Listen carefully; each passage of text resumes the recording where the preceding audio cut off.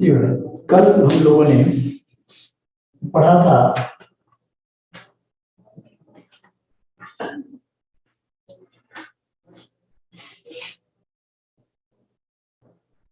जिसमें account receivable आपके पास trial balance में है 10,000, बैड डेट्स 400 है। लेकिन अब थोड़ा सा चेंज ये है कि एडजस्टमेंट में भी bad debts amounting $1,000 is to be written off, ये राइट ऑफ होना है, ठीक है। और provision for doubtful debts is to be maintained at 4%। अब आप मुझे बताइए कि कल हमने जो किया था कि अकाउंट रिसीवेबल की 10,000 की अमाउंट पर ही हमने 4% का जो प्रोविजन फॉर डाउटफुल डेट्स थी वो मेजर की थी। अब मुझे बताएं कि किस अमाउंट से, यानी कितनी अमाउंट पर हम ये 4% की प्रोविजन जो है ये अप्लाई करेंगे। 9,000 10,000 9,000 ये आप लोग बताएं बेटा, कोई कॉन्सेप्ट है इस चीज का? जी लिजा आप बताइए। जी सर, क्या बताऊं? बेटे इसमें मुझे बताइए कि अकाउंट रिसीवेबल की अमाउंट जो ट्रायल बैलेंस में मेंशन है वो $10,000, ठीक है। एक बैड डेट्स की अमाउंट आपको ट्रायल बैलेंस में ही गिवन है $400। एक आपको नीचे एडजस्टमेंट्स में नजर आ रही है कि bad debts amounting $1,000 is to be written off. अब बताइए कि हमने प्रोविजन फॉर डाउटफुल डेट्स जो है वो मेंटेन करनी है एट द रेट 4%। जाहिर 4% जो है ये हमने अप्लाई करना है, किसी स्पेसिफिक अमाउंट पर अप्लाई करना है। 4% हम कैलकुलेट करेंगे, तो कौन सी अमाउंट होगी जिस पर हम 4% अप्लाई करेंगे? सर 10,000। 10,000 पर आप would you please justify why are you asking for that this provision is to be maintained at 9,000? Sir, 9,000 because sir, the 1,000 has not been gone through the entry of balance sheet and etc. Still actually this is mentioned in your adjustment, ठीक है ना?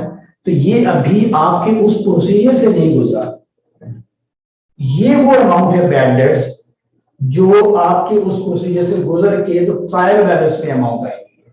इसका debit and credit create हो चुका है, ये amount account receivable में से माइनस हो चुकी है। लेकिन ये जो अमाउंट है नीचे में 1,000 जो आपकी एडजस्टमेंट में गिवन है, अभी ये इस प्रोसेस से नहीं गुजरी, इससे अभी आपको अकाउंट रिसीवेबल माइनस करने हैं। तो अकाउंट रिसीवेबल 10,000 में से ये 1,000 की अमाउंट माइनस होगी, जिसकी एंट्री क्या होगी बेटे? अभी हम इसको माइनस करने जा रहे हैं, तो एंट्री क्या होगी? Bad debt would be debit and account receivable will be जी, बैड डेट्स डेबिट हो जाएंगे बेटे, क्योंकि बैड डेट्स जो हैं ये आपके एक्सपेंसेस में कन्वर्ट हो रहे हैं, इसलिए डेबिट हो जाएंगे। और चूंकि ये अकाउंट रिसीवेबल की अमाउंट रिड्यूस हो रही है, इसकी नेचर डेबिट होती है, जब इसको हम रिड्यूस करेंगे तो क्रेडिट कर देंगे। तो जब हम मैं अकाउंट रिसीवेबल की अमाउंट को क्रेडिट करूंगा तो ये अब कितनी अमाउंट से क्रेडिट हो रहे हैं? 1,000 से।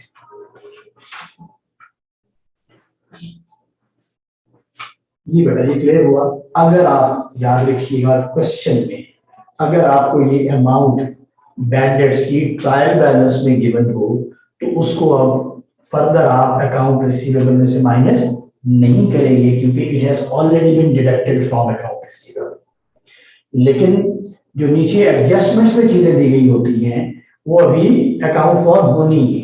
इस वजह से वो अमाउंट बैड डेट्स की वो अमाउंट जो आपको एडजस्टमेंट में नीचे गिवन हो वो that is still needed to be deducted from the account receivable.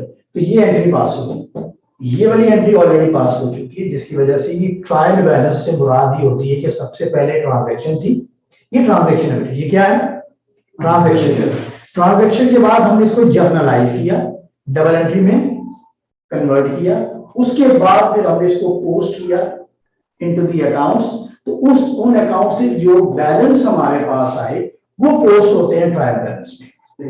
तो इसका मतलब ये कि ये सारे उस प्रोसीजर से गुजर चुकी है। अब आप इस अकाउंट रिसीवेबल में से ये फर्दर माइनस नहीं करेंगे, क्योंकि ये ऑलरेडी डिडक्ट हो गई है।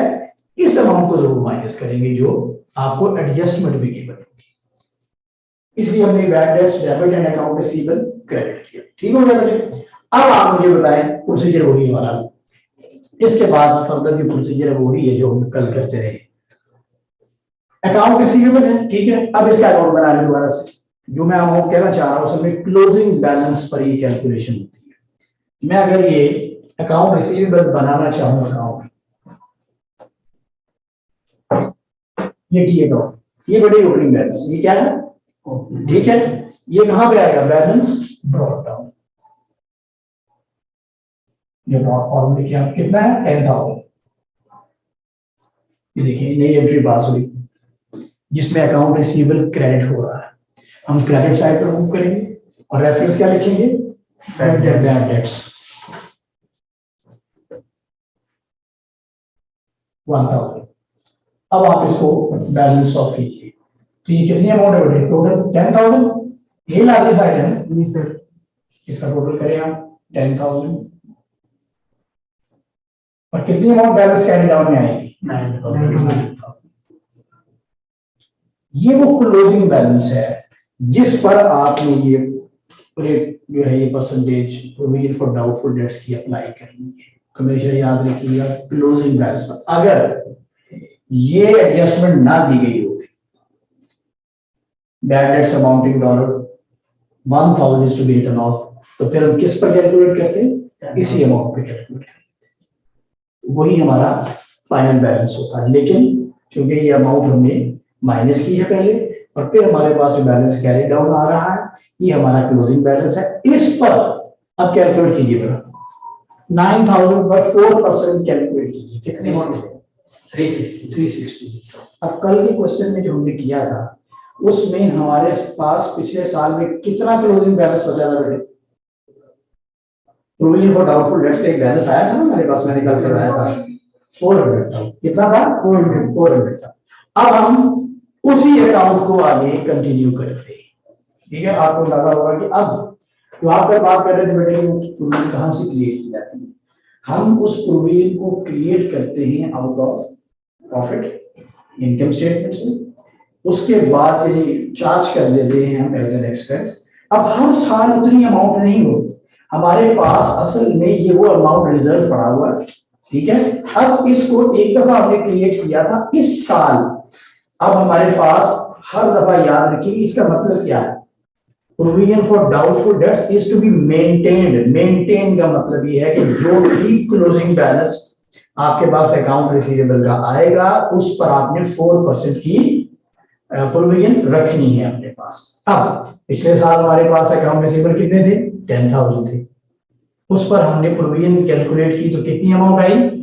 400 को बैलेंस कैरी डाउन था हमारे पास, तो हमारे पास बैलेंस में अमाउंट पड़ी हुई है। अब इस साल हमारे पास क्लोजिंग बैलेंस अकाउंट रिसीवेबल का कितना बचा है? 9,000। उस पर प्रोविजन की अमाउंट कितनी चाहिए हमें? कितनी मेंटेन होगी? 360। तो हमारे पास ऑलरेडी कितनी अमाउंट पड़ी हुई है? 400 की अमाउंट ऑलरेडी पड़ी हुई है। अब क्या होगा? 40 निकालेंगे क्योंकि मेंटेन हमने करना 4%। तो अब 40 रिड्यूस होगी from provision for doubtful dates के बैलेंस में से 40 हमने माइनस करना है। ये बात है। कल हम क्रिएट कर रहे थे, बढ़ा रहे थे, तो क्या एंट्री की थी? सर एक्सपेंस में था। नहीं, एंट्री क्या थी? जी रजा आप बताइए, कल जो हमने प्रोविजन क्रिएट की थी उसकी एंट्री क्या की थी हमने? सर उसमें हमने इनकम स्टेटमेंट की थी। इनकम स्टेटमेंट को डेबिट किया था और प्रोविजन फॉर डाउटफुल डेट्स को डेबिट किया था। ये है क्रिएशन की एंट्री। ठीक है, उसको बढ़ाने की, इंक्रीज। अगर आपने प्रोविजन फॉर डाउटफुल डेट्स को इंक्रीज करना हो तो इसका मतलब ये है कि हम उसको एज एन एक्सपेंस चार्ज कर देते हैं। ठीक हो गया।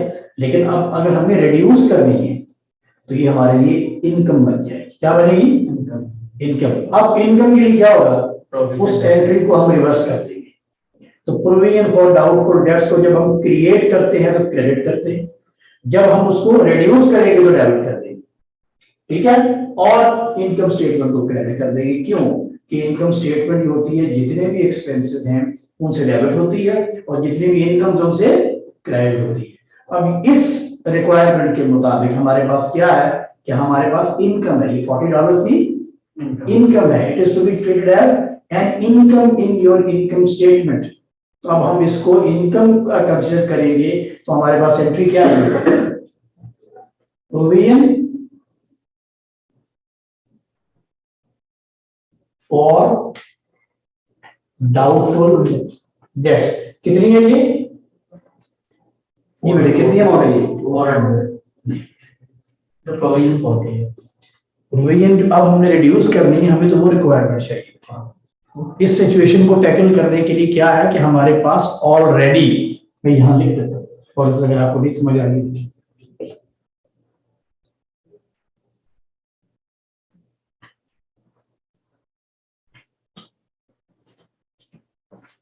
ये सब बैलेंस कहां पड़ा होगा, डेबिट साइड पे या क्रेडिट साइड पे? इसका डेबिट होगा. डेबिट पे पड़ा होगा। Anybody else?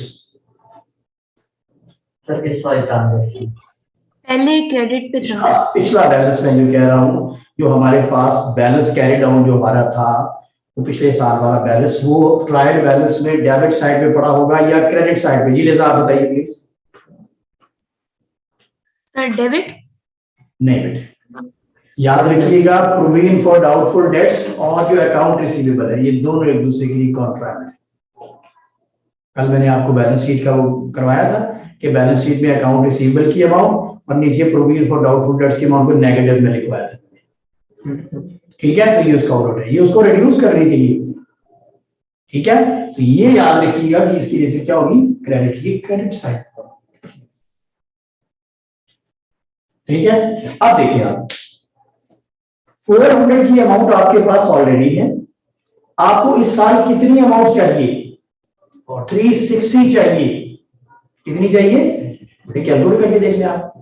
9000 पर आपने 4% कैलकुलेट करना है तो कितनी अमाउंट बनती है? 360 बनती है।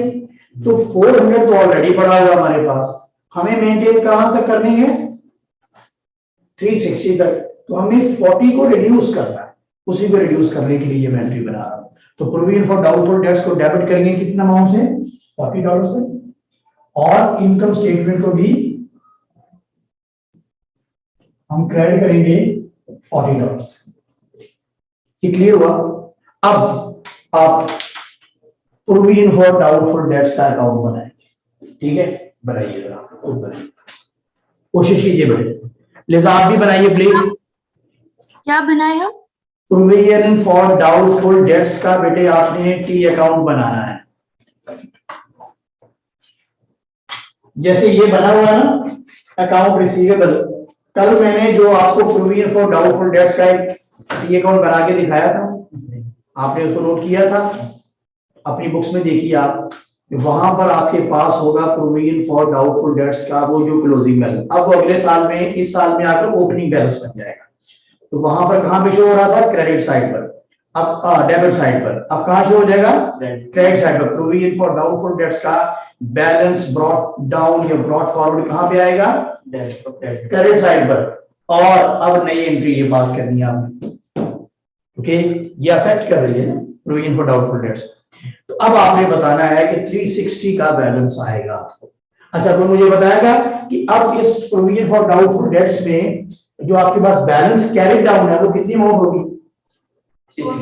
360 होगी बेटे, क्योंकि वो वही चाहिए अभी। तो कैरी डाउन से आ जाएगी, अब हम 400 को रिड्यूस करके 360 तक लेके आ रहे हैं। ठीक है, अब बनाइए अकाउंट, जरा बनाइए, कोशिश कीजिए बेटे, फिर मैं बना के दिखाता हूँ। हो गया? ठीक है, लिजा आपने बेटा इसको अंडरस्टैंड किया? जी सर, मैंने टी अकाउंट भी बना लिया। ठीक है,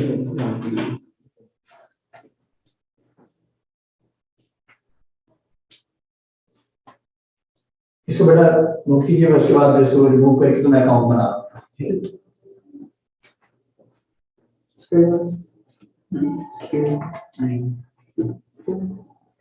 ठीक है, बेटा यही इंपॉर्टेंट एंट्रीज। ठीक है, अब मैंने आपको एक रिडक्शन की एंट्री बताई, अब मैं आपको ये भी बताऊंगा कि हम जब इसको इंक्रीज करते हैं या क्रिएट करते हैं तो वो इनकम स्टेटमेंट में किस तरह से शो होती है, और जब हम रिड्यूस करते हैं तो फिर वो इनकम स्टेटमेंट में किस तरह से शो होती है।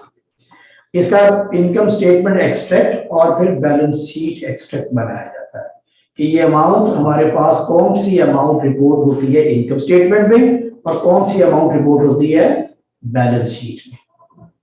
ठीक है, चलिए इसको अकाउंट को बना लेते हैं। हो गया काम, बना लिया आप लोगों ने? जी हमने बना लिया जी। बढ़िया, आप नहीं पता चला? अच्छा पहले मुझे ये बताइए, कल जो मैंने आपको प्रोविजन फॉर डाउटफुल डेट्स का अकाउंट बना के दिखाया तो है आपके पास? इसमें देखिए क्या लिखा हो, इनकम स्टेटमेंट क्रेडिट है। ठीक है, अब बैलेंस कैरी डाउन कहाँ पे आ रहा है? डेबिट साइड पर। अब आप इसको नीचे डबल अंडरलाइन किया ना, अब आप दूसरी साइड पे ले जाए, बैलेंस ब्रॉट डाउन करिए इसको। बैलेंस ब्रॉट डाउन करके आप क्या करेंगे, हमेशा अपोजिट साइड पे ले जाते हैं। कैरी डाउन अगर आपके पास डेबिट साइड पर है तो ये क्लोजिंग बैलेंस है। क्लोजिंग बैलेंस मींस कि आपकी जो क्रेडिट साइड है वो लार्जर साइड थी और बैलेंस कहाँ शो होता है? डेबिट साइड पर। लेकिन चूंकि ये क्रेडिट नेचर का ही होता है, फिर हम इसको ओपनिंग बैलेंस से बनाते हैं अगले साल के लिए, तो बैलेंस ब्रॉट डाउन फिर कहाँ पे आ जाएगा? ये क्रेडिट साइड पर ही आ जाएगा। मैं आपको बेटे ये नोट कर लिया था आपने?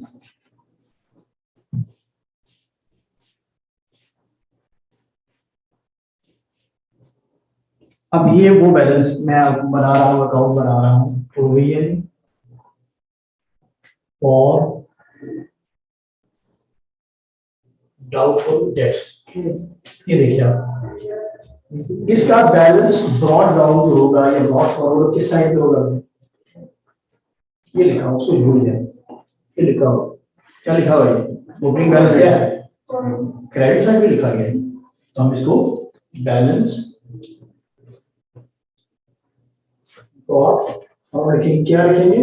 400। ठीक हो गया, ये बैलेंस हमारे पास पहले पड़ा। देखिए आप, इसका बैलेंस क्रेडिट था, मैंने क्रेडिट साइड पर प्लेस किया। इसका बैलेंस डेबिट था, वो मैंने डेबिट साइड पर प्लेस किया। बैलेंस ब्रॉट फॉरवर्ड देख लिया। ठीक हो गया बेटे? अब आपको समझ आएगी ये दोनों एक दूसरे के अपोजिट होते हैं। वो देखिए बैलेंस ब्रॉट फॉरवर्ड कहाँ पे है? डेबिट साइड पे 10,000। यहाँ पे बैलेंस ब्रॉट फॉरवर्ड कहाँ पे है? क्रेडिट साइड पे, क्योंकि ये एक दूसरे का कॉन्ट्रैक्ट है, ये रिड्यूस करते हैं। ठीक है, अब नई एंट्री क्या है? नई एंट्री में provision for doubtful dates debit हो रहा है या क्रेडिट हो रहा है? डेबिट हो रहा है, रिड्यूस हो रहा है। इसकी नेचर क्या होती है? क्रेडिट। जब भी बढ़ाएंगे तो क्रेडिट ही करेंगे, और जब इसको रिड्यूस करना होगा तो डेबिट कर देंगे। अब डेबिट करूंगा तो रेफरेंस क्या लिखूंगा? इनकम स्टेटमेंट लिखूंगा।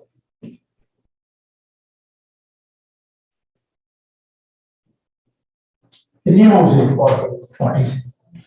अब इसकी देखिए बेटे, लार्जेस्ट साइड कौन सी है इसकी? 400 है ना? ये भी क्या है? 400। बैलेंस कहाँ शो होगा? डेबिट साइड पर। बैलेंस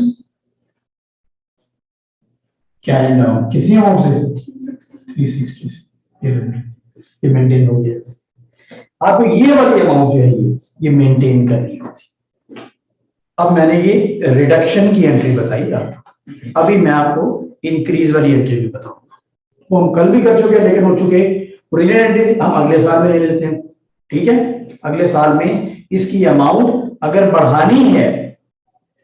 अच्छा ये देखिए बैलेंस क्या डाउन, ये बैलेंस ब्रॉड डाउन, ये यहां पर अगले साल के लिए यहां पे आ जाएगा बैलेंस ब्रॉड डाउन, जो यहां पर शो हो रहा है। इसका ये बैलेंस है किस साइड? क्रेडिट साइड के, ये क्रेडिट साइड लार्जर साइड है।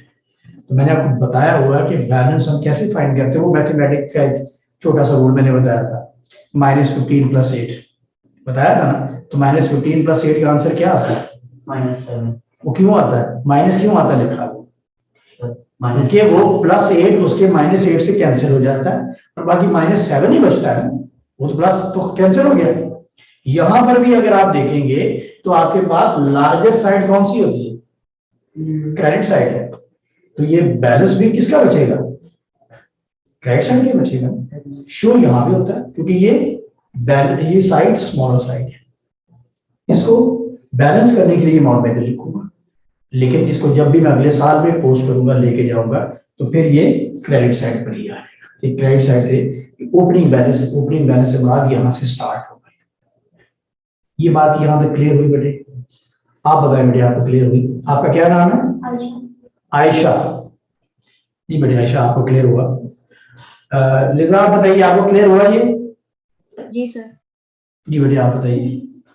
आप बताइए बेटे, अब कल प्रॉब्लम तो नहीं होगी? आप हुसैन आप बताइए, क्लियर हो गया? आपको तो क्लियर हो ही गया। अच्छा अब मुझे बताइए कि इसको अगर हम बढ़ाना चाहें, ये अमाउंट थी हमारे पास 360, अब हम इसको चाहते हैं 500, कोई अमाउंट है हमारी, यानी अकाउंट रिसीवेबल की अमाउंट बढ़ गई, ठीक है, उस पर हमने 4% अप्लाई किया तो अमाउंट बन गई कितनी? 500। अब हमें 500 चाहिए, हमारे पास कितना बैलेंस पड़ा हुआ? 360। अब हमें इंक्रीज करना है, अब हमें इंक्रीज करना है, तो इंक्रीज करने के लिए क्या एंट्री की जाएगी? Provision. Credit side provision for doubtful dates credit nature का अकाउंट है, जब भी इसको इंक्रीज करना होगा तो प्रोविजन फॉर डाउटफुल डेट्स को क्रेडिट कर देंगे और इनकम स्टेटमेंट को डेबिट कर देंगे। और अगर इसका कॉन्सेप्चुअल अंडरस्टैंडिंग रखनी है तो याद रखिएगा कि जब भी क्रिएट करना है तो इससे मुराद ये है कि हम इसको एज एन एक्सपेंस शो कर रहे हैं, और जब भी एज एन एक्सपेंस शो करेंगे तो इनकम स्टेटमेंट ऑल दी जो एक्सपेंसेस है उनसे डेबिट हो जाती है, और जितनी भी इनकम है ये रेवेन्यूज है उनसे वो क्रेडिट होती है, क्योंकि जो आपका प्रॉफिट होता है वो क्रेडिट नेचर का होता है और जो लॉस होता है वो क्या होता है? डेबिट नेचर का। जितने एक्सपेंसेस बढ़ेंगे उतना आपका प्रॉफिट रिड्यूस होगा, जितनी इनकम्स बढ़ेंगी उससे आपका प्रॉफिट इंक्रीज होगा। तो प्रॉफिट और इनकम का बैलेंस सेम है और लॉस और एक्सपेंसेस का बैलेंस सेम। बैलेंस से मुराद जब भी याद रखिए मैं पूछूं बात करूं तो इसका मतलब ये है कि मैं in terms of debit and credit पूछ रहा हूं आपसे। ये बेटा ये कॉन्सेप्चुअल अंडरस्टैंडिंग अगर हो जाएगी ना तो फिर ये कभी भी प्रॉब्लम नहीं करेगा, जहां से मर्जी आप क्वेश्चन आपको आ जाएगा ना आप क्वेश्चन करेंगे। मैंने आपको एक तो ये एडजस्टमेंट और ट्रायल बैलेंस का भी डिफरेंस समझाया। क्या ये नहीं हो सकता कि इस अकाउंट में से ये माइनस करके फिर हो, इसलिए ये बड़ा इंपॉर्टेंट है कि हमने कौन सी अमाउंट अकाउंट रिसीवेबल की लेनी है जिस पर हमें ये परसेंटेज अप्लाई करनी है, ये इंपॉर्टेंट फैक्टर है, ठीक है, वो मैंने आपको बता दिया। दूसरा ये है कि हमें अकाउंट रिसीवेबल का क्लोजिंग बैलेंस लेना है जिस पर हम ये परसेंटेज अप्लाई करते हैं। फिर मैंने आपको बताया कि जब ये हम इसको इंक्रीज करेंगे या बढ़ाएंगे हम तो उसमें चूंकि प्रोविजन फॉर डाउटफुल डेट्स क्या है, याद रखने वाली बात ये होगी कि एक चीज याद रख लीजिए कि अकाउंट रिसीवेबल और प्रोविजन फॉर डाउटफुल डेट्स ये आपस में क्या है? कॉन्ट्रा है, अपोजिट है। तो अगर अकाउंट रिसीवेबल डेबिट नेचर का अकाउंट है तो प्रोविजन फॉर डाउटफुल डेट्स किस नेचर का अकाउंट होगा? दो ही तो है हमारे पास, डेबिट या क्रेडिट। अगर आप एक को अंडरस्टैंड कर लेते तो दूसरा ऑटोमेटिकली आप समझ जाएंगे। अब जब हमें प्रोविजन बढ़ानी है तो क्रेडिट हो जाएगी और प्रोविजन को रिड्यूस करना है तो अपोजिट यानी डेबिट कर देंगे उसको, ठीक हो गया। अब मैं अगर ये चाहूं 500 तक इसको मैंने इंक्रीज करना है तो क्या एंट्री होगी बेटा आप बताइए? अभी बताया नहीं नहीं, ये देखिए हमारे पास बैलेंस कितना है इसका पड़ा हुआ 360। मुझे अब 500 तक लेके जाना है, यानी 500 उसकी आ गई फॉर इंस्टेंस, उसकी जो परसेंटेज हमने अप्लाई की अकाउंट रिसीवेबल पर, तो प्रोविजन हमें कितनी चाहिए? 500। तो 360 तो कम है ना, कितना डिफरेंस है दोनों का? 140 का। 140 तो हमें बढ़ानी है, तो बढ़ाने के लिए अभी मैंने बताया था कि अगर प्रोविजन ही बढ़ानी है ना तो प्रोविजन बढ़ानी हो तो प्रोविजन को डेबिट करेंगे या क्रेडिट करेंगे? डेबिट। कैसे बात करें, मैंने अभी तो बताई बात आपको, अभी तो मैंने बताई कि अकाउंट रिसीवेबल डेबिट नेचर का अकाउंट है, provision for doubtful dates credit nature का है। तो बेटा जब भी अकाउंट रिसीवेबल डेबिट है ना, अगर उसको बढ़ाना होगा तो डेबिट ही करेंगे ना। अब मैं आपको बताऊं कि प्लस अमाउंट है, अब प्लस अमाउंट को बढ़ाना हो तो प्लस करेंगे या माइनस करेंगे? प्लस ही करेंगे। और अगर माइनस वाली अमाउंट को बढ़ाना हो तो क्या करेंगे? प्लस करेंगे या माइनस करेंगे? माइनस करेंगे। कैसे? -2 में अगर मुझे बढ़ाकर उसको -6 तक लेके आना है तो क्या करूंगा? -2 -4 ही करूंगा, तो फिर दोनों ऐड होगा तो -6 बन जाते। तो याद रखिए कि जब ये क्रेडिट नेचर का अकाउंट है, मैंने इसको बढ़ाना है तो इसको मैं क्रेडिट ही करूंगा। इसको मैं क्या करूंगा? और जब मैंने इसको रिड्यूस करना होगा तो क्या करूंगा, डेबिट करूंगा। ये बात समझ लीजिए साथ। जब भी किसी चीज को इंक्रीज या डिक्रीज करना है तो पहले आपने उसकी नेचर को आइडेंटिफाई करना है।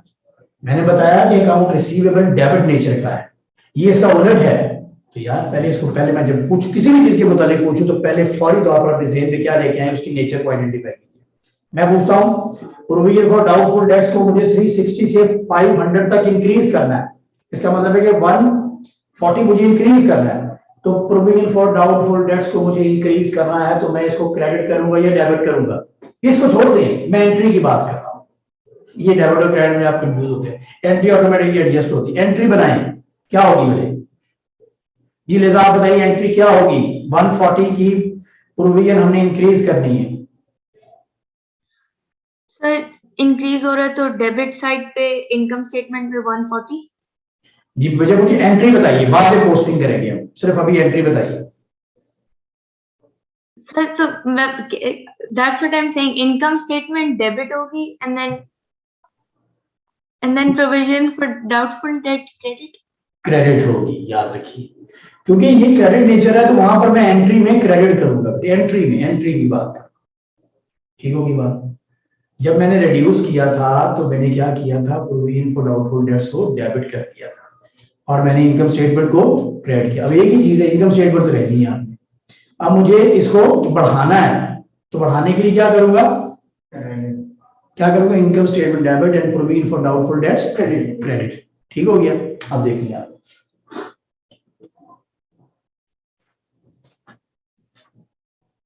बेटे घबराए नहीं, सिर्फ उसको ना समझने की कोशिश कीजिए, कोई मसला नहीं, सॉल्व हो जाएगा। Income statement debit and provision, ये मैं आपको बताया है कि ये क्रेडिट नेचर का अकाउंट है, इसको बढ़ाना होगा तो इसको क्रेडिट कर दूंगा, बस सिंपल सी बात है। अब कितनी अमाउंट बढ़े, 140, ठीक है। अब आप देखिए इसी अकाउंट को बना लीजिए, प्रोविजन फॉर डाउटफुल डेट्स का अकाउंट बना लीजिए। इसको मैं रिमूव कर दूं, चलिए मैं यहीं पे कर देता हूं। ये वाली एंट्री होगी, लिख लीजिए प्लीज।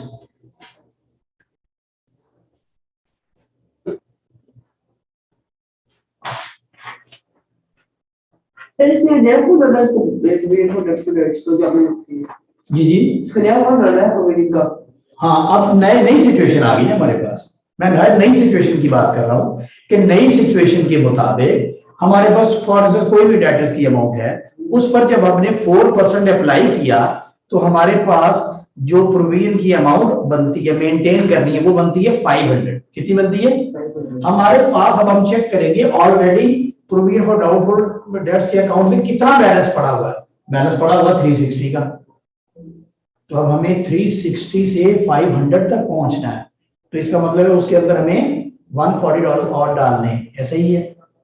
तो अब मुझे मैंने आपको बताया था कि जब मुझे इंक्रीज करना है, क्योंकि ये क्रेडिट नेचर का अकाउंट, इसलिए मुझे प्रोविजन को क्रेडिट करना होगा। अब मैं आपको इसको बना के दिखाता हूँ किस तरह से होगा।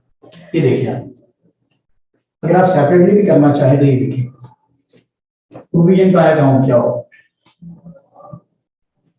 ये बैलेंस क्या है, ये balance brought down credit side भी जाएगा। बैलेंस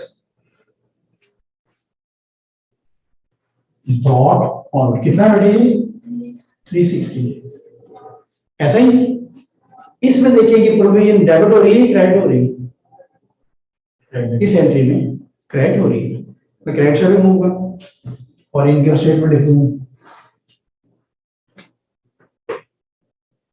जी बेटे, अब आप मुझे बताइए कितनी अमाउंट है ये 140।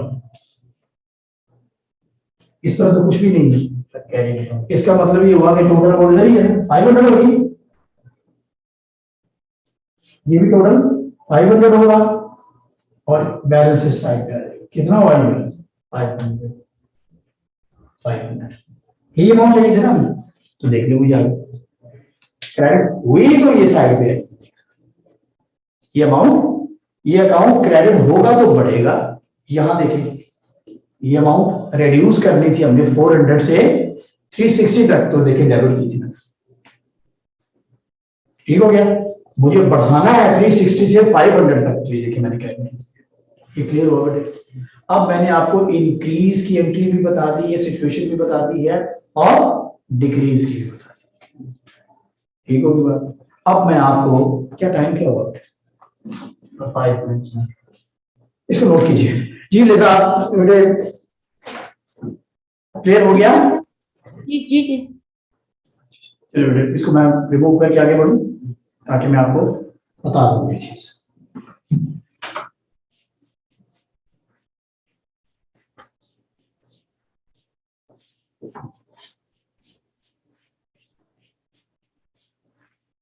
अब इसमें बेटा दो चीजें पूछी जाती हैं, एक होता है इनकम स्टेटमेंट एक्सट्रैक्ट और एक होता है balance sheet extract. Income statement extract से क्या हुआ?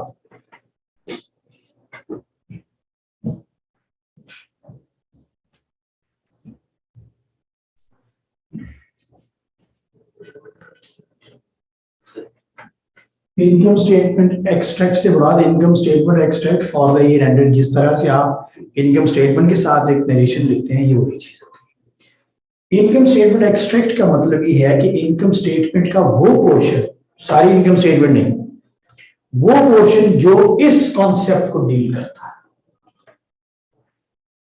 ठीक हो गया? Did I make it clear? ये बड़े बताइए। मैंने अभी बात की है बैड डेट्स की और ये प्रोविजन फॉर डाउटफुल डेट्स की, तो मैंने अब उस हवाले से बात कर रहा हूं कि इनकम स्टेटमेंट एक्सट्रैक्ट का मतलब ये होता है, इस हवाले से बताइए कि इनकम स्टेटमेंट एक्सट्रैक्ट क्या है। तो इनकम स्टेटमेंट एक्सट्रैक्ट जो होता है वो इनकम स्टेटमेंट का वो पोर्शन है जो प्रोविजन और बैड डेट्स को डील करता है। ठीक हो गया? ये जो अकाउंट रिसीवेबल है, क्या ये इनकम स्टेटमेंट में आता है? नहीं। लिजा आप बताइए बेटे। No sir, it's asset. Asset comes in balance. Asset जो होता है बेटे वो बैलेंस शीट का पार्ट होता है, वो इनकम स्टेटमेंट में रिपोर्ट नहीं होता। इनकम स्टेटमेंट में क्या क्या चीज रिपोर्ट होगी? एक आपका बैड डेट्स और एक आपकी प्रोविजन। प्रोविजन का भी वो पोर्शन जो आपने देखा कि प्रोविजन फॉर डाउटफुल डेट्स में वो इनकम स्टेटमेंट का वर्ड मैंने लिखा हुआ जिसका balance carried down income statement में नहीं आता। ये क्लियर हुआ? जो इंक्रीज होती है या डिक्रीज होती है, प्रोविजन जो इंक्रीज सिर्फ जो डिक्रीज होती है इंक्रीज होती है, उसी पोर्शन को हमने यहां लेके जाना है। ये क्लियर हुआ? अब देखिए ये कहां पे आता है? Expense. आप देखिए कि अगर हम, हाँ ये चीज मैं बता देता हूं, जो इंक्रीज इन प्रोविजन है वो क्या चीज है और जो डिक्रीज इन प्रोविजन है वो क्या चीज है? इंक्रीज इन प्रोविजन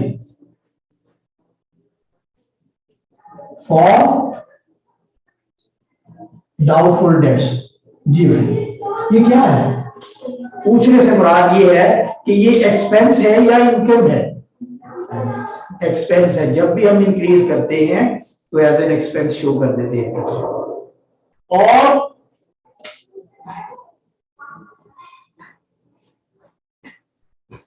जो decrease in provision for doubtful dates है वो क्या है? इनकम है। वो क्या है? जब हम इसको, कल मैंने आपको जो बताया आप कह रहे सर वो तो उसमें से हमने, जब हम इसको इनकम स्टेटमेंट प्रॉफिट में से सेट असाइड करते हैं एज एन एक्सपेंस शो करते हैं, लार एक्सपेंस बनाते हैं इसको, और जब हम इसको रिड्यूस करते हैं इसका मतलब ये वापस हम प्रॉफिट में लेके जाते हैं। किसमें लेके जाते हैं? प्रॉफिट में। देख रहे हैं ये लिख रहे हैं increase in provision for doubtful debts it is to be treated as an expense and decrease in provision for doubtful debts it is to be treated as an income. अभी मैं आपको बताता हूं कि मैंने इनको इनकम या एक्सपेंस क्यों बताया आपको। मैं इनकम स्टेटमेंट एक्सट्रैक्ट में इसको करके दिखाऊंगा। ठीक है? लिख लिया आप लोगों ने? जी अब अच्छा अब देखिए पहले मैं योगवाद क्वेश्चन करता हूं। इनकम स्टेटमेंट एक्सट्रैक्ट से क्या पढ़ा? ये मैंने ग्रॉस प्रॉफिट से हम स्टार्ट करते हैं। क्या कहते हैं? Gross profit. क्योंकि जो ऊपर वाला पोर्शन होता है जिसे हम ट्रेडिंग सेक्शन कहते हैं, वहां पर तो आपको पता सेल्स में से वो कॉस्ट ऑफ सेल्स माइनस होती है, लेकिन ये इनकम या ये जो एक्सपेंस है ये अदर इनकम या अदर एक्सपेंस है, तो ये ग्रॉस प्रॉफिट में से माइनस, इसलिए हम ग्रॉस प्रॉफिट का बैलेंस लेंगे। अगर नहीं दिया गया ना, हमारा हमें तो नहीं पता, हम क्या लिखेंगे, ये एक्स लिखेंगे, कोई देगा, ठीक है। अब देखो जो एक्सपेंस होगा वो इसमें से माइनस होगा, ग्रॉस प्रॉफिट में से एक्सपेंस माइनस होता है ना, फर्दर एक्सपेंस जो है, और जो इनकम होगी वो इस पे ऐड होगी, ऐसा ही है ना, मैंने गलत तो नहीं कहा, क्लियर हुआ ही बात। अब देखिए ग्रॉस प्रॉफिट में दो चीजें हैं जो इस पोर्शन से रिलेटेड, एक तो बैड डेट्स की अमाउंट और एक प्रोविजन फॉर डाउटफुल डेट्स, ये दोनों रिपोर्ट होंगी। तो बैड डेट्स की अमाउंट भी इसमें से पहले इसमें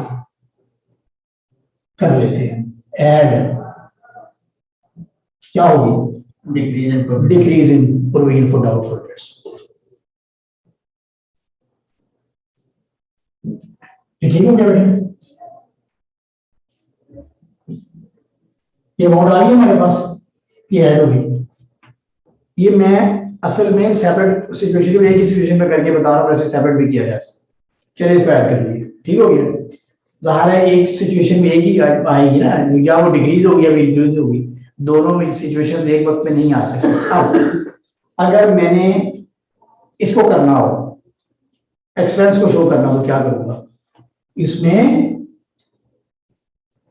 लेस करूंगा, क्या चीज लेस करूंगा, एक तो बैड डेट्स को करूंगा, ठीक है, और यहाँ इधर लेस लिख लीजिए या इधर ब्रैकेट लगा लीजिए, एक चीज करेंगे आप, अगर लेस करके इधर ब्रैकेट लगाएंगे तो गलत हो जाएगा, क्योंकि वो दो दफा आपने लिख लिया, इसका मतलब है कि इसको अगर आप लेस कर रहे हैं तो ये ब्रैकेट्स नहीं लगाएगा, ठीक हो गया। अब इसमें आपने इंक्रीज इन प्रोविजन, वो भी क्या करनी है, ऐड करनी है, वो भी क्या करनी है, लेस करनी है। ये अगर कंफ्यूज हो रहा है तो ये जो इनकम है वो ग्रॉस प्रॉफिट में ऐड हो गई है, और जो एक्सपेंस है, एक्सपेंस कौन कौन से हो सकते हैं, बैड भी एक्सपेंस है और increase in provision for doubtful dates भी एक्सपेंस है, तो वो आपके ग्रॉस प्रॉफिट में से माइनस हो जाएगा। आपने इसको सेपरेट करके लिखना, क्या समझे, सेपरेट करने से मुराद ये है कि ये सिचुएशन बड़े एक वक्त में एक ही होगी, अगर आपने डिक्रीज इन प्रोविजन कर लिया, ये वाली अमाउंट उसके अंदर ऐड हो जाएगी, लेकिन बैड डेट्स हो सकती है, तो फिर इसमें ऐड करने के बाद बैड डेट्स को माइनस करेंगे। ये सिचुएशन और ये सिचुएशन एक दफा होगी, ये जरूरी नहीं कि ये दोनों एक वक्त में नहीं हो सकती, एक ही वक्त में होगी। हम क्या करेंगे, कंफ्यूज तो नहीं हो रहे इससे, कि उसको सेपरेट करके बता दो, ठीक है ना, वो एक वक्त में होनी, तो आपने क्या करना है कि पहले ये सिचुएशन ये लेना, ठीक है, ये क्या सिचुएशन है, जब एक्सपेंस है दोनों तरफ, प्रोविजन भी इंक्रीज हुई थी और बैड डेट्स भी थे, दोनों माइनस हो रहे हैं ग्रॉस प्रॉफिट में से। अब आपका आंसर आएगा, ठीक है, ये है बेटे आपका income statement expect for bad debts and increase in provision for doubtful debts. और अगर आपके पास decrease in provision for doubtful debts आ जाए तो वो इसमें ऐड हो जाएगी, वो क्या हो जाएगी, क्योंकि वो तो इनकम थी ना, तो इनकम में इनकम ऐड होती है, वो वजह से। क्लियर हुआ बेटे, ये आप लोगों ने कर लेना है। अब मैं इसका क्वेश्चन आपको से लोगों से करवाऊंगा, क्वेश्चन सिचुएशन दूंगा, ठीक है, उस सिचुएशन के मुताबिक फिर आप क्वेश्चन सॉल्व कीजिएगा। बेटे कोई क्वेश्चन आपके लोगों के माइंड में है जो आप लोग समझते हैं कि सर हमें समझ नहीं आई, लिजा ये बेटा आप बताइए। I understood, sir. Everything is clear? Yes. जी हुसैन आप बताइए बेटे, आप क्लियर हो गया, आप बताइए बेटे, अच्छा आप बताइए, आप बताइए। कल हम इसका एक क्वेश्चन बेटे करेंगे, फिर आपका ये सारा जो टॉपिक है ना ये वाला, ठीक है, कोई चीज पूछने वाली नहीं, हो गया टाइम जी।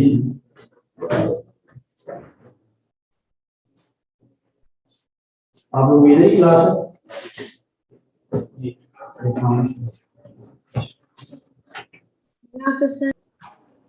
अल्लाह हाफिज़।